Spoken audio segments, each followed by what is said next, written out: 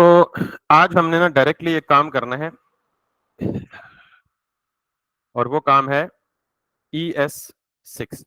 3 या 4 फीचर्स पढ़ेंगे ज्यादा से ज्यादा ES6 के अभी के लिए, और उसके बाद फौरन हम रिएक्ट स्टार्ट कर देंगे as committed in the last week. और फिर जितने भी ES6 के फीचर हमें गाहे बगाहे जरूरत पड़ेंगे, हम साथ साथ उनकी जब जब यूज केस आएगा, जब जब उनकी जरूरत पड़ेगी, तो हम साथ साथ डिस्कस कर लिया करेंगे। ये 3-4 ऐसे हैं जिनके बगैर आगे चलना मुहाल है, मुश्किल है। कोई ES6 का फीचर नहीं है, वो तो 1976 से चला आ रहा है। ठीक है, मैं कर देता हूँ। मिसाल के तौर पे ना मेरे पास कोई एक सिनेरियो है कि बहुत सिंपल सी मिसाल है कि मेरे पास एक बंदे की एज है 45, और मैं ये चेक करना चाहता हूँ कि अगर ये एज 45 से ग्रेटर है, सॉरी 18 से ग्रेटर है, तो ये बंदा एलिजिबल है आईडी कार्ड के लिए, अदरवाइज एलिजिबल नहीं है। ठीक है, तो मैं उसकी सिंपल सी कहानी यूं लिखूंगा।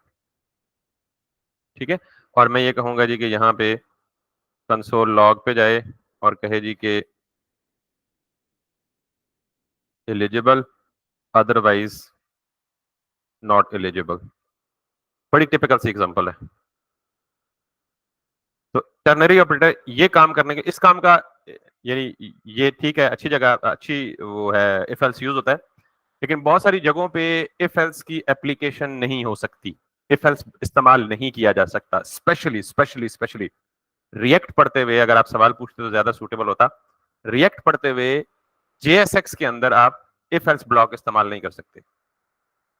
यानी रिएक्ट में रिटर्न होता है JSX, तो JSX में आप इफ एल्स इस्तेमाल नहीं कर सकते। लेकिन वहां कंडीशनल कोई चीज कंडीशनली रेंडर करनी है, कोई कंडीशन चेक करनी है, तो उस केस में आप फिर क्या कर सकते हैं कि इफ एल्स को रिप्लेस कर सकते हैं with the ternary operator. By the way, if else को लिखने का आसान तरीका जो है, ये शॉर्टकट तरीका जो है, वो टर्नरी ऑपरेटर कहलाता है। वो कैसा है कि आपको जो भी कंडीशन चेक करनी है वो लिखें यहाँ पे, और उसके बाद आप क्वेश्चन मार्क दे दें। टर्नरी ऑपरेटर उस ऑपरेटर को कहते हैं, वैसे ऑपरेटर क्या होता है, तो जो दो ऑपरेंड्स को मिलाता है या दो ऑपरेंड्स को इवेल्युएट करता है, ये रिजॉल्व करता है। मिसाल के तौर पे मैं कहूँ जी 56 प्लस 12, तो ये बीच में प्लस जो है ये क्या है, ऑपरेटर है। और 56 और 21 क्या है, ऑपरेंड्स है। ऑपरेंड्स का मतलब जिन पर वो ऑपरेशन परफॉर्म होना होता है, तो ये बाइनरी ऑपरेटर है। प्लस जो है वो क्या है कि ये नंबर्स को जमा करने, यानी एटलीस्ट इसको दो ऑपरेंड्स चाहिए। अगर मैं आपको कहूं कि 10 को जमा करो, तो आप कहेंगे किसके साथ जमा करूं, एक नंबर तो जमा नहीं हो सकता। मैं कहूंगा 10 और 10 को जमा करो, तो फिर तो मेक सेंस। तो मतलब प्लस जो है वो बाइनरी ऑपरेटर है, इसको एटलीस्ट दो ऑपरेंड्स चाहिए ऑपरेट करने के लिए। इसी तरह टर्नरी ऑपरेटर का मतलब यह है, पूरी प्रोग्रामिंग लैंग्वेज में एक ही टर्नरी ऑपरेटर है, कि टर्नरी ऑपरेटर को 3 ऑपरेंड्स चाहिए। कितने ऑपरेंड्स चाहिए? 3। तो ये जो क्वेश्चन मार्क है ना प्रोग्रामिंग में, ये टर्नरी ऑपरेटर है। क्या है ये? तो इसका मतलब ये है कि आप जो भी कंडीशन आपको चेक करनी होगी वो आप लिखेंगे, और क्वेश्चन मार्क के बाद ट्रू केस, यानी अगर ये कंडीशन ट्रू होगी तो क्वेश्चन मार्क के फौरन बाद वाली स्टेटमेंट एग्जीक्यूट होगी। फॉर एग्जांपल, और एल्स क्या होगा, दूसरी स्टेटमेंट। ठीक होगी बात? ये शॉर्टकट है इफ एल्स का। अब एक और बड़ी इंपॉर्टेंट बात जो कम लोगों को पता है, बिगिनर्स को स्पेशली, ये ब्लॉक है, ये कोड ब्लॉक है, और ये एक्सप्रेशन है। फर्क क्या हुआ? मिसाल के तौर पे मुझे इस चीज का रिजल्ट कहीं और चाहिए, अभी मुझे यूज नहीं करना, तो मैं क्या कर सकता हूं, आई can assign the result into the variable like. तो अब इस वेरिएबल में या ये स्टोर होगा या ये स्टोर होगा बेस्ड ऑन कंडीशन। तो ये एक्सप्रेशन हुआ ना, क्योंकि बीच में क्या आ गया, इक्वल भी आ गया, असाइनमेंट भी आ गई, एवेल्युएशन भी आ गई, सब कुछ। जबकि अगर कोई ऐसा सिनेरियो कोई भी नहीं है फंक्शन की तरह कि मैं ये कर सकूं, this is straight away an error. तो I can not assign a block of code to a variable, rather I can assign an expression to a variable. और रिएक्ट में ये चीज बहुत काम आती है कि वहां अक्सर ये एरर आता है कि you can not actually use code block inside the JSX। Then अगर वहां पे कंडीशनल रेंडरिंग करनी होगी तो आपको ये काम आएगी एक्सप्रेशन। ठीक हो गया? आप सारे लोग वाकिफ हैं जी, ये तो हो गया आपका सवाल, उसका जवाब। अब हम अपना टॉपिक स्टडी करते हैं।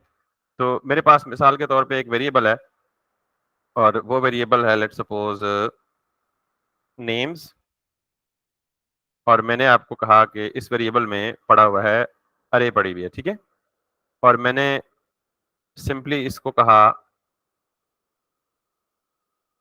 कि इस अरे में नाम नाम है मुख्तलिफ, मिसाल के तौर पे अली है, हारिस है, अब्दुल्ला है, वगैरह वगैरह। तो अगर मुझे इस अरे का पहला एलिमेंट एक्सेस करना हो तो क्या करूंगा?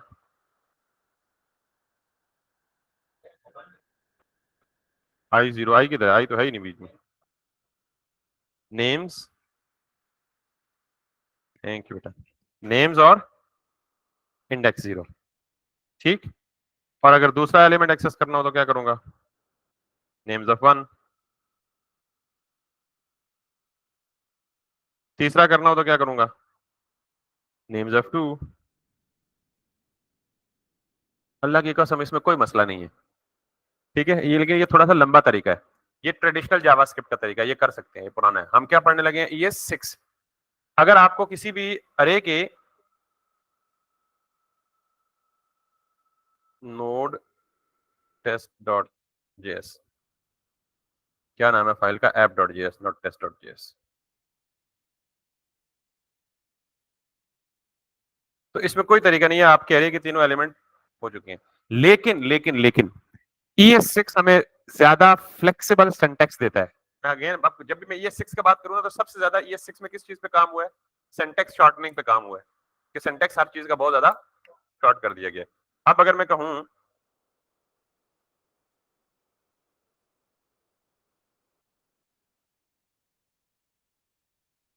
कि बजाय ये काम करने के आप एक काम करें कि यहाँ पे बजाय इसको नेम्स में असाइन करने के, यानी आपको सारे यानी नेम की अरे नहीं चाहिए, बल्कि आपको अरे का पहला एलिमेंट चाहिए। क्या चाहिए?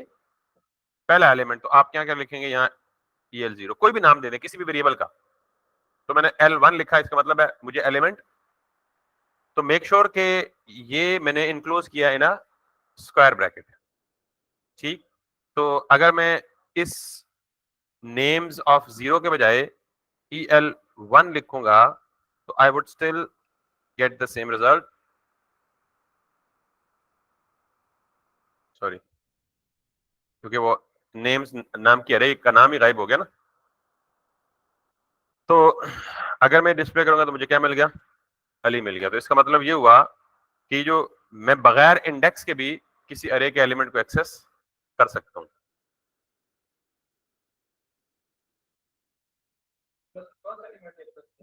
यस, पहला एलिमेंट सिर्फ एक्सेसिबल होगा। अगर मुझे सारे चाहिए तो बजाय सबके इंडेक्स देने के मैं इसे कहूंगा EL2 comma EL3।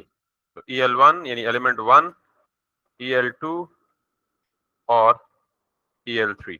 Now if I go back, pretty much same thing.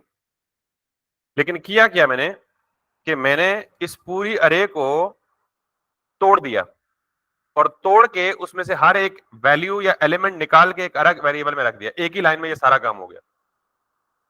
एक ही लाइन में क्या हो गया? सारा काम हो गया। नहीं समझ आई? आगे समझना कि किसी भी अरे के एलिमेंट्स को एक्सेस करने के लिए मॉडर्न जावास्क्रिप्ट में आप ये काम कर सकते हैं। तो मैंने एक लफ्ज इस्तेमाल किया कि मैंने अरे को तोड़ दिया, और तोड़ के उसके अंदर से हर एलिमेंट निकाल के अलग वेरिएबल में सेव कर दिया। तो इस तोड़ने के अमल को कहते हैं हमने अरे को डीस्ट्रक्चर कर लिया। क्या कर लिया? स्ट्रक्चर का मतलब होता है ना बनाना, और डीस्ट्रक्चर का मतलब क्या होता है?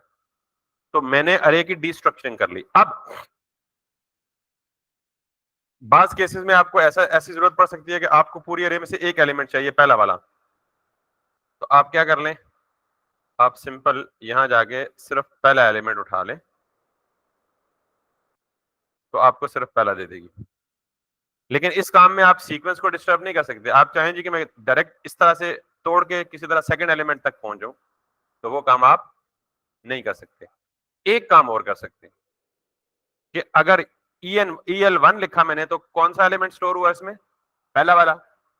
अगर EL2 लिखूंगा तो कौन सा एलिमेंट स्टोर होगा? दूसरा वाला। अगर मैं ये लिख दूं,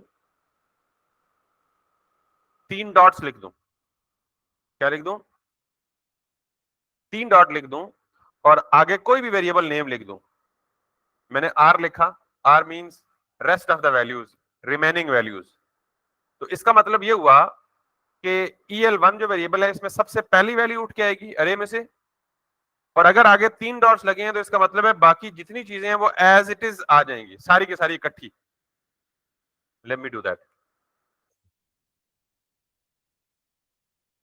पहला क्या आ गया, अली। तो अली क्या हो गया, डी स्ट्रक्चर हो गया, ये टूटी और अली सेपरेटली इसमें आ गया।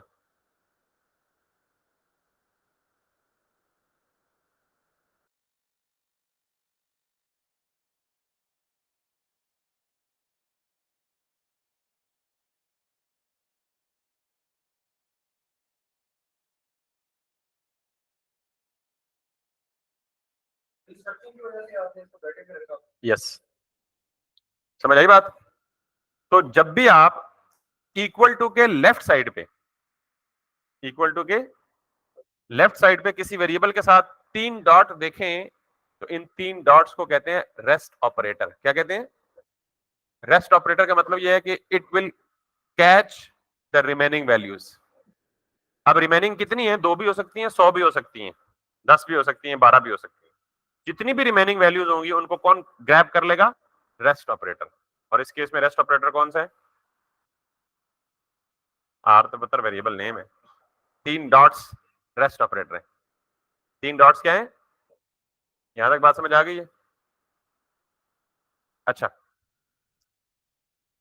अब मैं थोड़ा सा, ये रेस्ट ऑपरेटर एक ES6 का सिंटैक्स है या ES6 का फीचर है। तो पहला फीचर हमने क्या पढ़ा? Rest operator. ठीक है, अब मैं जाऊंगा वापस, और आपने रेस्ट ऑपरेटर पढ़ लिया तो मैं दोबारा इसको बोल देता हूं जी, नेम्स।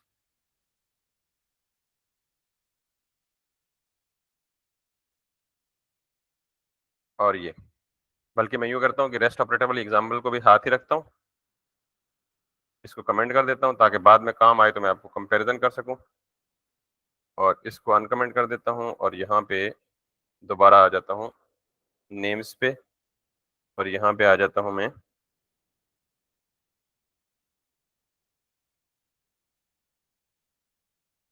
नेम्स पे। ठीक है, और यहाँ पे आ जाएं और यहाँ पे आ जाएं। तो ये तो हम वापस वहीं से आगे जहां से स्टार्ट किया था। अब जरा एक और बात देखें कि मेरे पास कितनी वैल्यूज आ रही हैं, अली, हारिस और अब्दुल्ला। ठीक, अगर मैं एक नया वेरिएबल लूं, let n equals to names, ठीक, और यहां पे जाके मैं कहूं log n, आपके ख्याल में मैं यहां पे लिख दूं स्ट्रिंग्स भी तो, ताकि डिफरेंशिएट हो जाए। ये जो कंटेंट है ये है नेम्स की अरे का, और ये जो कंटेंट है ये है n। आपके ख्याल में n में क्या आएगा और नेम्स में क्या आएगा आउटपुट में? गौर से देखें और सोच समझ के जवाब दें। मैंने एक वेरिएबल लिया नेम्स और उसमें एक पूरी अरे स्टोर कर दी, और फिर मैंने इसको क्या कर दिया, डिस्प्ले कर दिया। फिर मैं गया और यही जो कुछ नेम्स में पड़ा हुआ था वो किस में असाइन कर दिया? n में, और फिर डिस्प्ले कर दिया किसको? n को। ज्यादा मुश्किल बात तो नहीं है ना? तो n और नेम्स दोनों में क्या चीज आएगी आउटपुट में? सेम। ठीक है, और n में? n में ऊपर से कोई मंत्र शंतर हुआ है? देखें, नेम्स ही तो n में जा रहा है ना, तो n में भी तो वही अरे आएगी ना भाई जो उन्होंने जवाब दिया है। इसको जरा देख भी ले।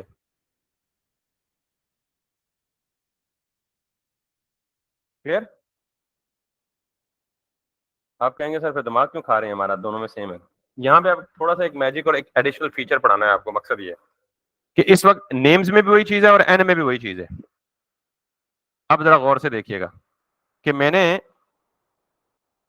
जाके एन डॉट पुश, पुश का मतलब पता है ना, एक नया एलिमेंट एंड में जाके ऐड कर देगा। तो मैंने एक नया एलिमेंट ऐड किया यासिर, किस में ऐड किया? एन में। तो अब क्या रिजल्ट आएगा, कोई बताएगा? Very good. और कोई सजेशन? इन्होंने कहा कि नेम्स की अरे एग्जैक्टली यही रहेगी, यानी अली, हारिस और अब्दुल्ला, और एन की अरे में अली, हारिस, अब्दुल्ला और यासिर आ जाएगा, क्योंकि मैं ये किस में असाइन कर रहा हूं? एन में। इस बात पे सारों का मजहब पुख्ता है, ईमान ले आए हैं, ईमान सारे? ठीक है। तो अब जरा मैं वापस जाता हूं और यहां करता हूं।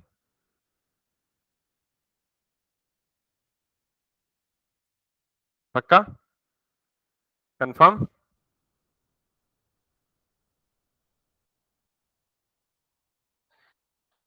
यहां तक पक्का है ना? अब जरा देखिएगा बात, जरा मैं कहानी चेंज करने लगा हूं।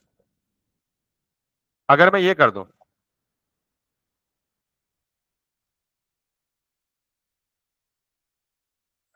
अब भी आप उसी बात पे कायम है कि देखिए मैंने किया कुछ नहीं है, सिर्फ इस कंसोल लॉग की पोजीशन चेंज की है। अब हो क्या रहा है दोबारा जरा पूरा देख लें गौर से, तसल्ली से। नेम्स में क्या पड़ा हुआ है? अली, हारिस और अब्दुल्ला। और नेम्स को असाइन कर रहा हूं एन में, तो एन में भी क्या चला जाएगा? यही अली, हारिस और अब्दुल्ला। फिर एन में पुश कर रहा हूं यासिर। तो अब नेम्स में और एन में क्या आएगा? दोनों में यासिर क्यों आ जाएगा? मैं यासिर को किस में पुश कर रहा हूं? एन में। बेशक देखें, यहां लॉजिकली बात देखें ना, नेम्स में मैं कोई भी चीज ऐड नहीं कर रहा, ये ऐड कर रहा हूं तो किस में कर रहा हूं? एन में। तो आपने कहा कि नेम्स में भी यासिर आएगा। सही गलत बाद में डिसाइड करेंगे, पहले ये बताएं क्यों आएगा नेम्स में यासिर?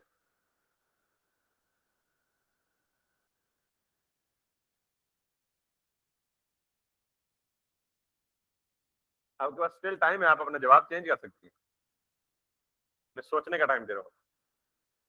अभी भी आप कायम है कि यासिर में, यासिर नेम्स में भी आएगा और एन में भी आएगा? बड़ा पक्का ईमान है आपका। जी आप पीछे इमाम साहब के नहीं कहना, आपकी यहाँ जमात इनफरादी नमाज हो रही है।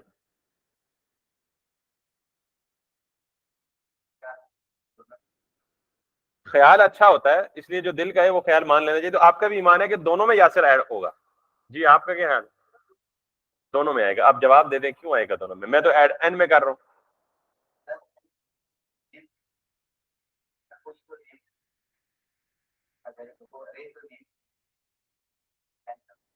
ये क्या लॉजिक हुई कि मैं एक चीज डाल, अच्छा मैं मेरी एक बात सुने।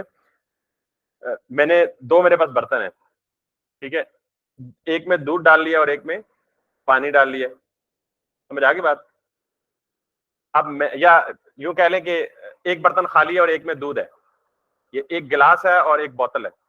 तो मैंने बोतल में से दूध उंडेल दिया किसमें? गिलास में, ठीक। और अब दूध कहां पड़ा हुआ? गिलास में। तो मैंने दोबारा पानी डाला बोतल में, या दोबारा दूध डाला, तो ये दूध ऑटोमेटिकली गिलास में चला जाएगा। मेमोरी लोकेशन क्या है? Is like a container. तो जब मैंने यासिर अलग कंटेनर में डाला है, तो ये कैसे दूसरे कंटेनर में जाके खुद बहुत, कोई पाइप बीच में नहीं लगा, कोई कनेक्शन नहीं है बीच में। वैसे आप तीनों का जवाब ठीक है बाय द वे, लेकिन रीजन ठीक नहीं है, आपको नहीं पता क्यों आएगा, शायद ये तुक्का था। अगर मैं यहां पे जाके, सॉरी, इसको एग्जीक्यूट करूं, तो Yasir got added in both of the arrays. इसके पीछे रीजन तलाश करनी है आपने। आई डोंट नो आपको रीजन पता थी, आप वर्ड्स का इस्तेमाल करके बता नहीं पाए या क्या नहीं पाए, दोनों में ऐड क्यों हुआ? याद रखिएगा बेटा, जब भी हम, अरे क्या एक ऑब्जेक्ट है, फंक्शन क्या है? जब भी हम कोई भी ऑब्जेक्ट एक वेरिएबल से दूसरे वेरिएबल में कॉपी करते हैं, तो वो ऑब्जेक्ट खुद कॉपी नहीं होता, उसका रेफरेंस कॉपी होता है। क्या कॉपी होता है? उसका रेफरेंस कॉपी होता है। रेफरेंस की मिसाल ये है कि आप मिसाल के तौर पे, ये एक आपकी मेमोरी लोकेशन है, और इस मेमोरी लोकेशन में जब मेमोरी में डेटा स्टोर होता है, तो जितने भी ऑब्जेक्ट्स होते हैं ना, objects always store the reference. Reference का मतलब होता है एड्रेस। एड्रेस का क्या मतलब होता है ये मैं बता रहा हूँ। देर से आए बेटा, ऐसा नहीं चलेगा, देर से नहीं। जब भी हम मेमोरी में ड्रॉ करते हैं ना कोई भी चीज, तमाम के तमाम वेरिएबल्स यहाँ आगे ड्रॉ होते हैं, और हर मेमोरी का एक यूनिक एड्रेस होता है। और वो एड्रेस हेक्साडेसिमल फॉर्म में होता है। अब ये एड्रेसेस हमारे लिए मेमोराइज करना मुश्किल है, तो हम खुद से अपने नाम देते हैं। मिसाल के तौर पे मैंने क्या नाम दिया है, एक को नाम दिया है नेम्स और एक को नाम दिया है क्या, नेम, एन। तो आपके ख्याल में ये पूरी की पूरी कलेक्शन जो मैंने नेम्स के वेरिएबल में असाइन किया है, क्या ये मेमोरी में जाके स्टोर हो गई है यहाँ पे? ऐसे नहीं होता। ऑब्जेक्ट्स कभी भी डायरेक्ट रैम में स्टोर नहीं होते, बल्कि ये इनका एक स्पेशल तरीका है स्टोर होने का कि मेमोरी के दो हिस्से होते हैं। एक को हम बोलते हैं हीप, मेन मेमोरी रैम की बात कर रहा हूं बिहाइंड द सीन। एक को हम क्या बोलते हैं, हीप, और दूसरे को क्या बोलते हैं, स्टैक। जितने भी नॉर्मल वेरिएबल्स होते हैं ना, लाइक न्यूमेरिक या बुलियन, वो सारे के सारे डायरेक्ट वैल्यू यहाँ आके स्टोर करते हैं। मिसाल के तौर पे अगर मैं ये लिखता ना लेट a इक्वल्स टू 10, तो ये न्यूमेरिक वैल्यू है। अगर ये वेरिएबल a होता तो ये 10 एज इट इज आके यहाँ स्टोर होता है। तो ऐसे वेरिएबल्स जो डायरेक्ट स्टैक में वैल्यू स्टोर करते हैं उनको हम कहते हैं प्रिमिटिव्स। क्या कहते हैं? तो आपका न्यूमेरिक डेटा और बुलियन डेटा ये क्या कंसिडर किए जाते हैं, क्योंकि ये डायरेक्ट जाके स्टैक में स्टोर होते हैं। स्टैक का मतलब यू मेमोरी के जो ब्लॉक्स हैं फिक्स्ड, उनमें जाके स्टोर हो जाते हैं। जितने भी ऑब्जेक्ट्स हैं, ऑब्जेक्ट्स कौन कौन है, अरे, फंक्शन और ऑब्जेक्ट खुद, ये तीनों क्या समझे जाते हैं? तो जब भी आप किसी ऑब्जेक्ट को स्टोर करते हैं, just the way I am doing here, तो ये पूरी अरे किसमें स्टोर हुई है, नेम। तो इसका मतलब ये है कि मेमोरी में जाके, यानी ये एक्चुअली फिजिकली ये वैल्यू जाके कहां स्टोर होगी, हीप में। कहां स्टोर होगी, हीप का ये एरिया है। और हीप का भी हर एरिया जो है वो एक एड्रेस रखता है यूनिक। क्या रखता है, एक यूनिक। तो जब मैंने ये नेम स्टोर किया तो नेम्स तो आगे यहां स्टोर हो गए। मिसाल के तौर पे पहला अली यहां स्टोर हो गया, या सारे यहां सीक्वेंस में स्टोर हो गए। तो इस हीप में जो जगह है, इसका जो मेमोरी एड्रेस या रेफरेंस है वो जाके यहां स्टोर होगा। बात समझ आ गई बात? तो इसको मैं आसान अल्फाज में यूं बोलता हूं कि जितने भी ऑब्जेक्ट्स हैं they store the reference in the stack, और जितनी भी प्रिमिटिव्स हैं they store the values in the stack directly. समझ आ गई बात? तो अब इसका मतलब है नेम्स में क्या पड़ा होगा, रेफरेंस। Very nice. जितने भी ऑब्जेक्ट्स होंगे वो स्टैक पे डायरेक्ट वैल्यू सेव नहीं करते, वो वैल्यू हीप में स्टोर करते हैं और उसका रेफरेंस स्टैक पे स्टोर करते हैं। स्टैक और हीप मेमोरी के दो एरियाज हैं डिफरेंट। ये बात समझ आ गई है? जितने भी ऑब्जेक्ट्स हैं वो सारे के सारे स्टैक पे क्या स्टोर करते हैं, रेफरेंस। और जितने भी प्रिमिटिव्स हैं दो ही हैं, बुलियन और न्यूमेरिक। जो स्ट्रिंग है ना वो बीच में, वो क्या कहते हैं शीमेल को खाने सा, हाँ? तो स्ट्रिंग का बिहेवियर मिला जुला, इसलिए मैं उसको छेड़ नहीं रहा बीच में, बाद में कभी जिक्र हुआ तो बात करूंगा। बुलियन और न्यूमेरिक क्या है, स्टैक पे स्टोर होते हैं। और जितने ऑब्जेक्ट्स हैं वो कहां स्टोर होते हैं, हीप में, और उनका रेफरेंस कहां स्टोर होता है, स्टैक में। ये दो बड़ी क्लियर बातें हैं, ठीक है। अब जब मैंने नेम्स को स्टोर किया तो नेम्स के आगे पूरा ऑब्जेक्ट था, यानी अरे थी, वो कहां स्टोर होगी, हीप में, और उसका रेफरेंस कहां स्टोर हुआ, स्टैक में। जब मैंने एन लिया तो एन में क्या असाइन किया, नेम्स। तो इसका मतलब है नेम्स में क्या पड़ा हुआ है, नेम्स के वेरिएबल में रेफरेंस। तो एन में क्या चीज कॉपी होगी, रेफरेंस कॉपी होगा। किस चीज का रेफरेंस कॉपी होगा, ये रेफरेंस तो भाई, अगर नेम्स का रेफरेंस एन में कॉपी करूंगा तो नेम्स भी इसी को रेफर करेगा, एन भी इसी को रेफर करेगा। समझ आइए बात? यानी दोनों वेरिएबल्स एक ही चीज को पॉइंट कर रहे हैं मेमोरी में। ये बात कहानी समझ आ गई है? तो अब अगर मैं एन में यासिर पुश करता हूं तो एन किसको रेफर कर रहा है, उसी चीज को जिसको नेम रेफर कर रहा है। और अगर कोई चीज नेम्स में पुश करूं तो वो किसको रेफर कर रहा है, उसी चीज को जिसको एन कर रहा है। तो इसका मतलब है कि जब एक ऑब्जेक्ट, जिस वेरिएबल में ऑब्जेक्ट पड़ा हो, अगर मैं उस वेरिएबल को किसी दूसरे वेरिएबल में असाइन कर दूं तो एक्चुअली वैल्यूज कॉपी नहीं होती, बल्कि क्या कॉपी होता है, रेफरेंस कॉपी होता है। और अगर फिर उन दोनों में से किसी एक में भी चेंज करूंगा तो वो दूसरे को जाकर रिफ्लेक्ट करेगा। Reason being behind the scene कहानी डिफरेंट चल रही है। तो इसलिए जब मैंने एन डॉट पुश किया तो यासिर पुश हुआ किस में, एन में, तो एन किसको पॉइंट कर रहा था, उसी लोकेशन को। जब मैंने नेम्स डॉट पुश करता, जो भी पुश करता, तो वो भी जाके इधर ही चेंज करता। तो असल में नेम्स और एन दोनों चीजें एक ही को पॉइंट कर रही है मेमोरी में जाके। समझ आइए बात। अब जरा मुद्दे की बात सुनिएगा कि बेसिकली एन जो है, एन में नई चीज पुश कर रहा हूं, तो एन नेम्स को म्यूटेट कर रहा है। म्यूटेट का मतलब होता है चेंज करना। म्यूटेशन का मतलब क्या होता है, चेंज करना, तब्दील करना, तगय्युर कर देना। तो ये हो रही है म्यूटेशन। ये क्या हो रही है, किस में म्यूटेशन हो रही है, नेम्स में।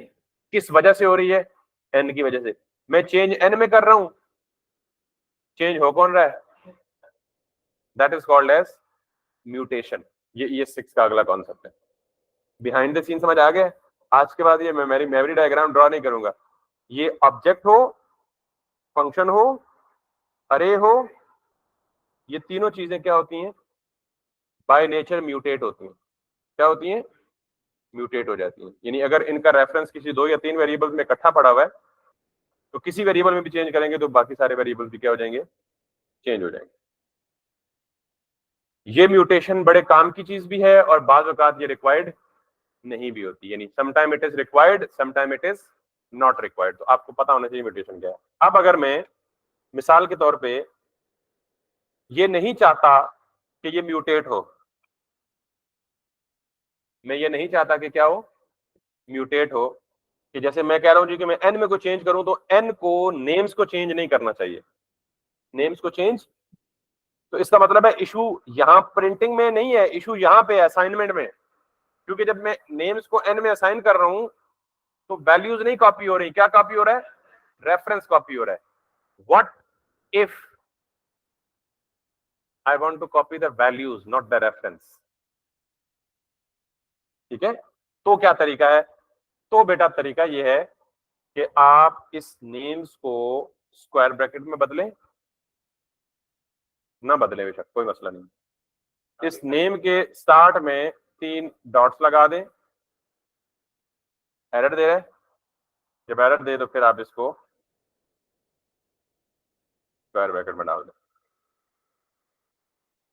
ठीक, जरा पहले देखें बगैर स्क्वायर ब्रैकेट क्या होगा और विद स्क्वायर ब्रैकेट क्या होगा।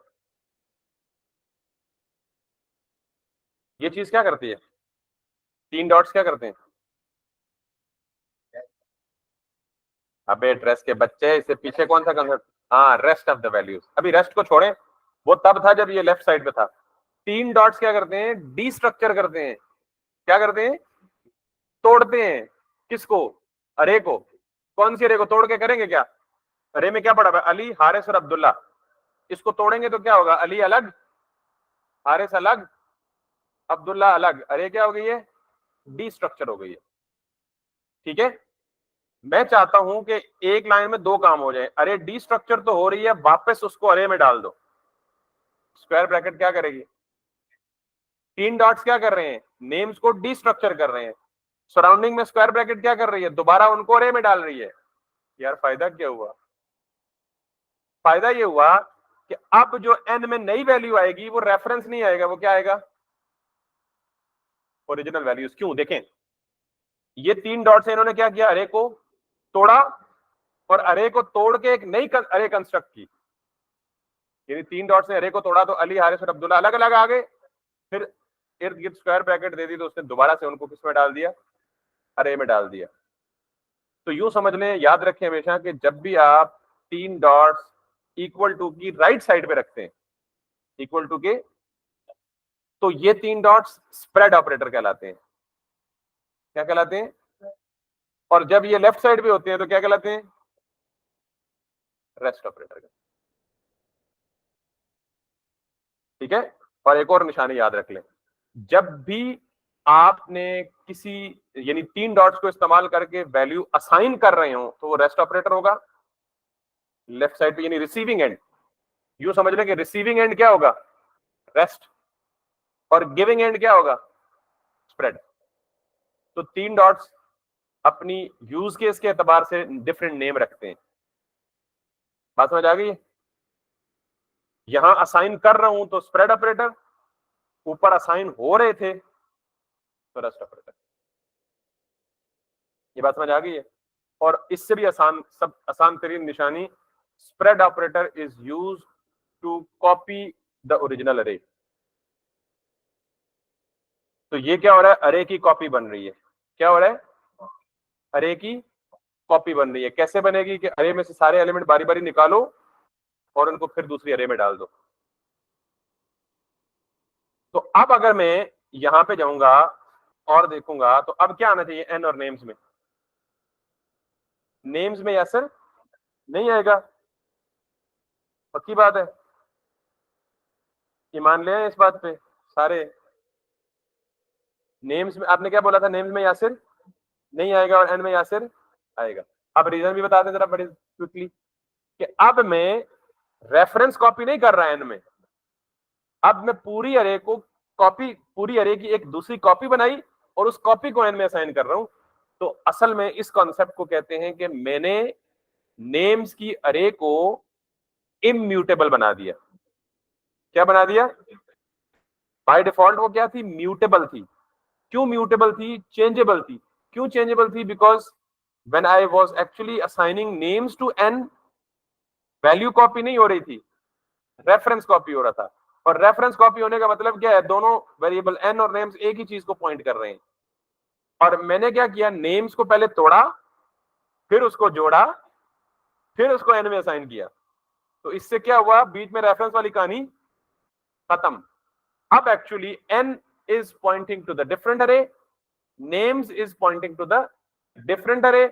That's why any change in the name will not affect the n, and any change in the n will not affect the names. ये सिक्स आसान है बहुत, यकीन माने आसान है भाई, इतना शॉर्ट कर दिया सेंटेक्स आपने। अगर आप ये सिक्स के बगैर अरे की कॉपी क्रिएट करते तो कभी गूगल पे सर्च कीजिएगा कैसे करते हैं, या इवन ऑब्जेक्ट की और फिर शैलो ऑब्जेक्ट की कॉपी क्रिएट करते आप, तो आपको तो मतलब आसान खता हो जाने वाले काम होते हैं आप। तो ये सिक्स ने बड़ा शॉर्ट में 3 डॉट दे दिया आपको, सिर्फ सेंटेक्स याद रखना है जी, 3 डॉट राइट साइड पे आएंगे। और मैंने भी कितनी ले मैन वाली डेफिनेशन बताई, किसी इंटरव्यू में नहीं कहना कि 3 डॉट राइट साइड पे आएंगे वो स्प्रेड ऑपरेटर होगा और 3 डॉट लेफ्ट साइड पे है तो वो रेस्ट ऑपरेटर होगा। ये आपकी अंडरस्टैंडिंग के लिए, विद द पैसेज बड़ा खुद ही सब खुद ही समझ जाएंगे डिफरेंशिएट करना क्या रेस्ट ऑपरेटर क्या है स्प्रेड ऑपरेटर। तो अरे को डीस्ट्रक्चर करने के लिए आप क्या इस्तेमाल करते हैं, असल में स्प्रेड ऑपरेटर। रेस्ट ऑपरेटर तो डीस्ट्रक्चर हुई भी चीज को वापस कलेक्ट करता है, डीस्ट्रक्चर हुई भी चीज को वापस वापस स्ट्रक्चर करता है ना। D structure, spread operator D structure करता है, रेस्ट ऑपरेटर रीस्ट्रक्चर करता है। अब ठीक है, स्प्रेड तोड़ता है, रेस्ट जोड़ता है। ठीक हो गया। तो मैं एक मिनट, सॉरी ये कोई बेचैन हो रहा है तो मैं इसकी कॉल सुन।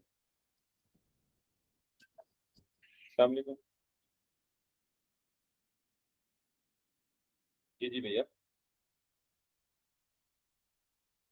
बिल्कुल उधर पहुंच चुके हैं आप।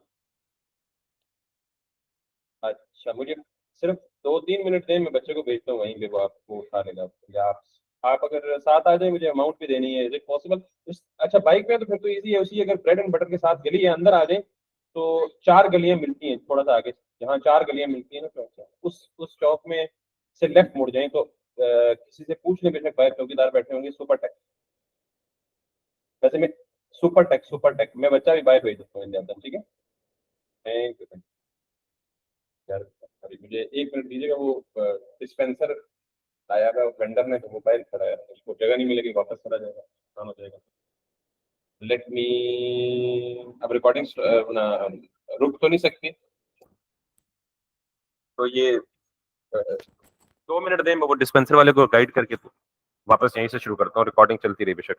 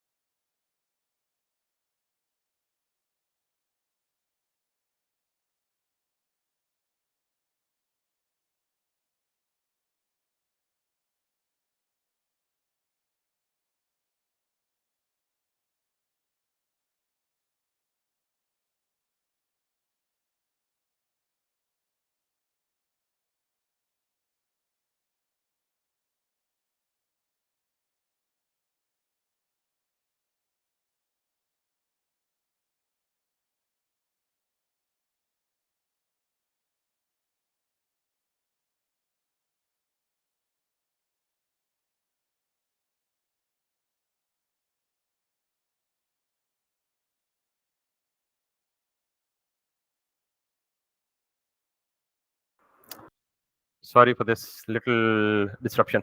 तो आपको दो चीजें या दो कॉन्सेप्ट याद रखने हैं। एक, या यूं समझें कि जब भी मैं आपको कहूँ ना कि अरे की कॉपी बनाएं, कॉपी ऑफ एन अरे, तो आप एक वेरिएबल को दूसरे वेरिएबल में असाइन, यानी एक अरे को दूसरी अरे में असाइन करेंगे तो वो कॉपी नहीं होगी, वो एक ही अरे के रेफरेंसेस दो जगह पे आप स्टोर करेंगे। और उसमें नुकसान क्या होगा? म्यूटेबिलिटी। अच्छा, ये म्यूटेबिलिटी कोई नुकसानदेह चीज नहीं है, बाज औकात ये चाहिए होती है। तो जब आप अरे को डिस्ट्रक्चर करेंगे, स्प्रेड ऑपरेटर को इस्तेमाल करेंगे, तो हमेशा वो क्या रिटर्न करेगा? कि नई अरे रिटर्न करेगा। तो ये स्प्रेड ऑपरेटर आपको क्या रिटर्न करता है? एक नई अरे से मुराद उसी अरे की बेशक कॉपी है, लेकिन वो एक अपनी आइडेंटिटी रखेगी, अपनी अलग से स्टोरेज रखेगी। तो ये बेसिकली आपका है, दो चीजें एक ही में बता दी हैं, डिस्ट्रक्चर ऑपरेटर और, यानी सॉरी, डिस्ट्रक्चरिंग, अरे डिस्ट्रक्चरिंग, और इसमें आपको दो चीजें या दो कॉन्सेप्ट इकट्ठे समझा दिए, एक रेस्ट ऑपरेटर और एक स्प्रेड ऑपरेटर।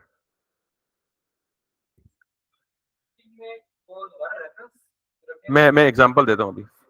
जी जी, ले लें बिल्कुल, मैं आपको एग्जांपल देता हूं। यहां तक क्लियर है सबको? अब जरा मैं आपको एक चीज और दिखाता हूं कि मिसाल के तौर पे एक बड़ा नॉर्मल यूज केस है कि आपको ना एक फंक्शन लिखना है। आपको कहा गया जी कि आप 10 वैल्यूज को ऐड करें। क्या करें?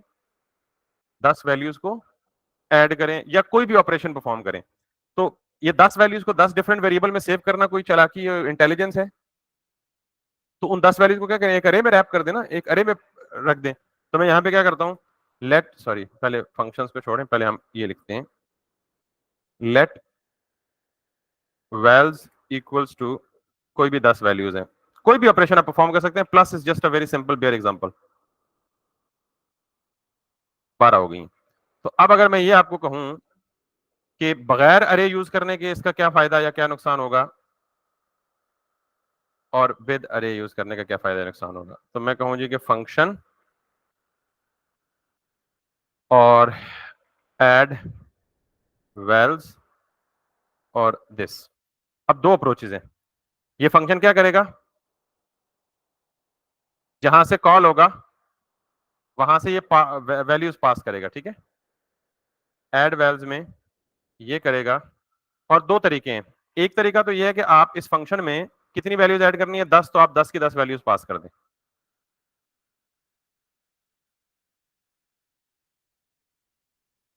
Make sense?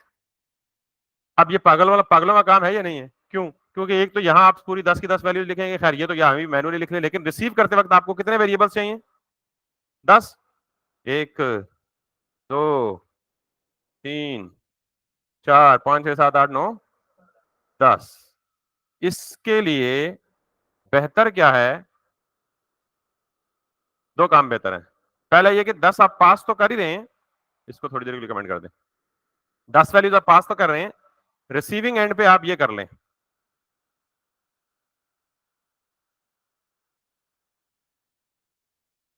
ये क्या है? 3 डॉट्स। स्प्रेड या रेस्ट?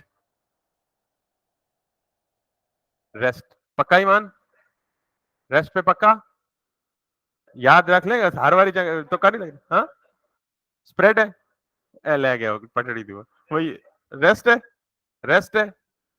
मैंने इसलिए सेकंड एग्जांपल दिया क्लैरिटी के लिए। मैंने कहा था रिसीविंग एंड पे, रिसीविंग एंड पे क्या होगा? रेस्ट। रिसीविंग लेफ्ट साइड क्या होती है? रिसीविंग एंड होती है ना, वैल्यूज को रिसीव कर रही होती है। तो लेफ्ट साइड पे 3 डॉट इस्तेमाल किए तो क्या कहा था उसको? समझ आई बात? तो जब यहां से फंक्शन में आप पैरामीटर पास कर रहे हैं और यहां पे फंक्शन में पैरामीटर क्या कर रहे हैं? रिसीव कर रहे हैं, तो ये रिसीविंग एंड हुआ ना। तो इसमें 3 डॉट लगाए तो क्या हुआ? इसने क्या किया? बजाय इसके कि यहां 10 वेरिएबल्स देते, आपने क्या कहा है कि जो कुछ भी जितनी मर्जी वैल्यूज पास करो, आज 10 पास करो, फ्यूचर में 100 भी पास करोगे, रिसीविंग एंड पे यही रहेगा रेसिप्रोकेट। सिंटैक्स शॉर्ट हो गया ना? और अब इसके अंदर आके, अच्छा, ये वैल्यूज आप अरे की सूरत में पास नहीं कर रहे, अरे की सूरत में पास, तो यहां पे ये क्या हो रहा है?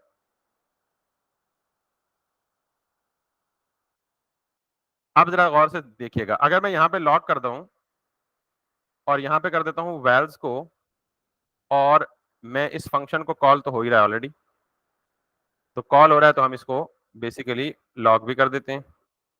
ताकि कुछ ना कुछ डिस्प्ले पे भी तो आए। देखिए पास करते हुए क्या मैंने अरे पास की है? नहीं पास की ना। तो रिसीविंग एंड पे क्या किया उसने? रेस्ट ऑपरेटर क्या करता है? रिसीव करता है किसको? मल्टीपल वैल्यूज को। रिसीव करके मल्टीपल वैल्यूज को किधर रखता है? अरे बनाता जाता है। तो आपको ये क्या मिला? पूरी अरे मिली। समझ आई ये बात? एक और बात आखिरी, ये तो आपको समझ आई गई है। अब मैं कहता हूं जी कि ये वैल्यूज में मैन्युअली पास नहीं करता। रेस्ट का एक यूज केस समझाया था आपको, मैं इसको क्या करता हूं? पूरी अरे पास कर देता हूं। ये ज्यादा समझदाराना तकाजा है कि पूरी की पूरी क्या पास कर रहा हूं? अरे पास कर रहा हूं। अगर मैं यहां स्प्रेड ना करूं, जो अरे यहां से पास करूंगा वही अरे यहां रिसीव होगी, तो अब मुझे बताएं कि अरे वैल्यूज रिसीव होंगी या रेफरेंस रिसीव होगा? Reference receive. तो नुकसान क्या होगा कि अगर मैं यहां आके अंदर अंदरूने खाना अरे में कोई भी चेंज करता हूं तो सेम चेंज उस अरे में रिफ्लेक्ट हो जाएगी जहां से पास हुई है। ये बात दिल्ली तक चली जाएगी, कहां तक जाके चेंज मारेगा ये। तो बेहतर काम क्या है, यहां पे क्या करूंगा? अब कॉपी आएगी भाई। समझ आ गई बात? ये यूज केसेस हम फ्यूचर में यूज भी करेंगे, but in fact for now your vocabulary should be like good enough to clearly differentiate between rest operators and spread operator. कौन सा रेस्ट? असल काम सिर्फ एक कॉमन केस है, यूज केस वो है कि हम ज्यादातर क्या करेंगे, अरे की कॉपी क्रिएट करने के लिए स्प्रेड ऑपरेटर यूज करेंगे। क्यों करेंगे कॉपी क्रिएट? म्यूटेट होने से बचाने के लिए, जहां रिक्वायर्ड होगा। ये दो काम आप याद रखें। जी जी बोले हो। जो स्प्रेड होता है वो हम लोग रिटर्न करते हैं इसकी वो रेफरेंस रिटर्न करते हैं और ये क्या करते हैं। आपका सवाल सेम क्यों है? अगर आपने ये लाइन सही तरह से समझी है तो ये स्प्रेड है ना, तो ये आपको क्या रिटर्न करता है? तो जवाब तो पहले ही मिल चुका है आपको। स्प्रेड अरे रिटर्न करता है। नहीं रेफरेंस स्प्रेड कैसा? रेफरेंस स्प्रेड तो यूज इसलिए होता है कि रेफरेंस को बचाने के लिए। देखिए ना, अगर मैं आपको थोड़ा सा मजीद क्लियर आंसर दे दूं कि अगर मैं नेम्स को डायरेक्ट असाइन कर दूं एन में, तो ये तो रेफरेंस कॉपी हो रहा है। तो हमने अगर बचाना है, क्यों बचाना है? क्योंकि रेफरेंस क्या करेगा बेसिकली? म्यूटेशन। तो हमने बचाना है तो हम क्या करेंगे? स्प्रेड अरे ही रिटर्न करता है न्यू अरे। और इसी को मैंने शॉर्ट लफ्ज में क्या नाम दिया? Copy of an array. What does spread return? Copy of an array. यानी अरे का कंटेंट वही होगा जो ऊपर वाली अरे में है।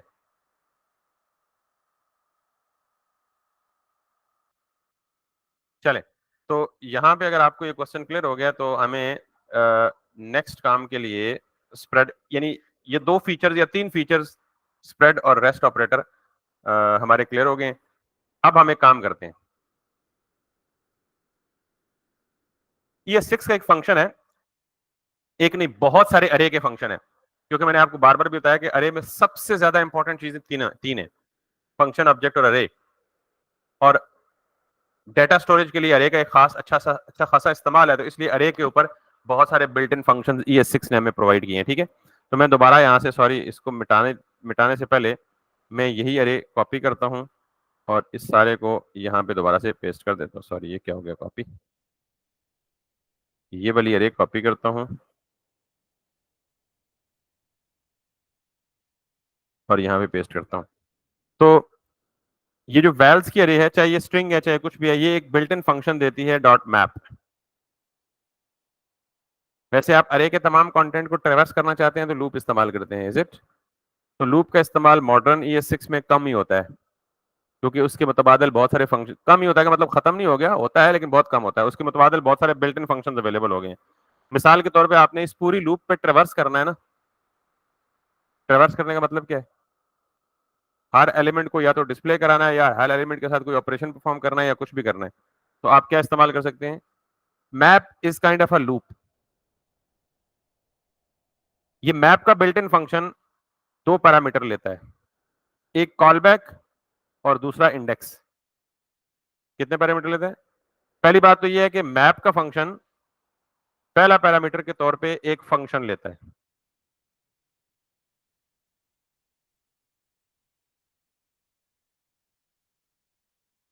ये कौन सा फंक्शन है? Fat arrow function, anonymous. तो मैंने क्या कहा था, जब एक फंक्शन में दूसरे फंक्शन को बतौर पैरामीटर पास करें तो मोस्ट कॉमन चीज क्या है? Fat arrow. आप इसको यूं भी कर सकते हैं।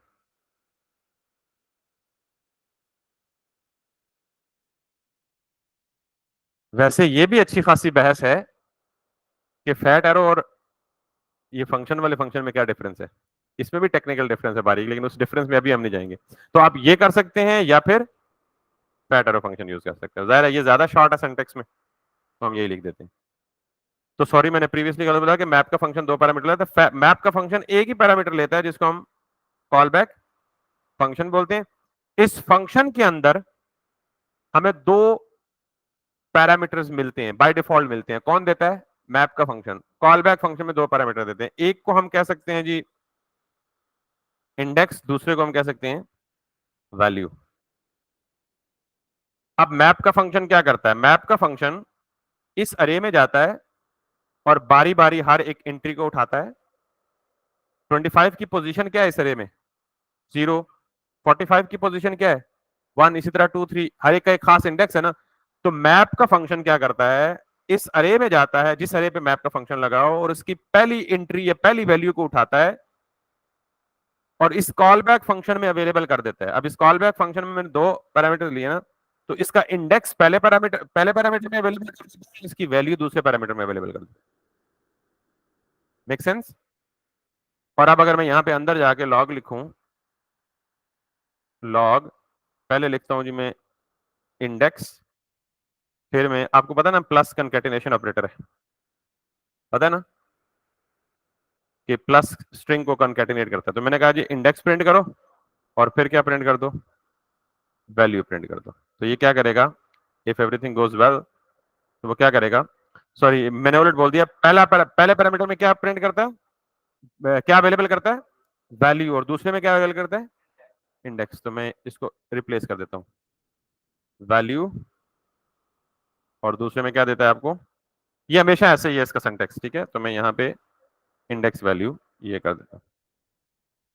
तो जीरो इंडेक्स पे क्या पड़ा हुआ है? 25। फर्स्ट इंडेक्स पे क्या पड़ा हुआ है? 45। ये सारा कुछ। तो बेसिकली अगर आप ये सेकंड पैरामीटर छोड़ भी देते हैं तो ये ऑप्शनल होता है, ये आप यूज करें या ना करें।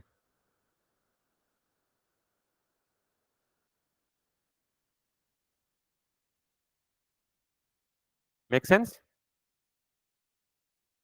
पहली वाली तो ये बिल्कुल वही काम कर रही है जो क्या कर रही थी, फॉर लूप काम कर रही है, जिसमें इसमें, लेकिन इसमें वो let I equal to this, I less than this, I plus plus, और वो सारे ड्रामे खत्म, बिल्कुल शॉर्ट फॉर्म में।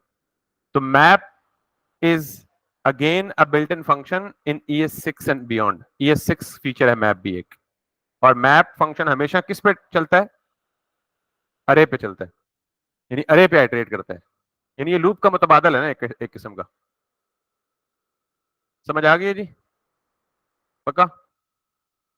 तो हम मे बी कल से रिएक्ट स्टार्ट कर दें, क्योंकि कल आपको मे बी ये जो डीस्ट्रक्चरिंग और स्प्रेड और रेस्ट है ना, ये ऑब्जेक्ट के साथ भी काम करता है। तो कल एक उसकी एग्जांपल दूंगा, स्प्रेड और रेस्ट। अरे वाली एग्जांपल आपकी पक्की होगी तो वो ज्यादा अच्छी समझ आएगी, और फिर हम आगे चलेंगे इंशाल्लाह, रिएक्ट के साथ काम शाम करेंगे। यहाँ तक कोई मसला हो तो बता दे, कोई मसला नहीं है तो थैंक यू। सॉरी,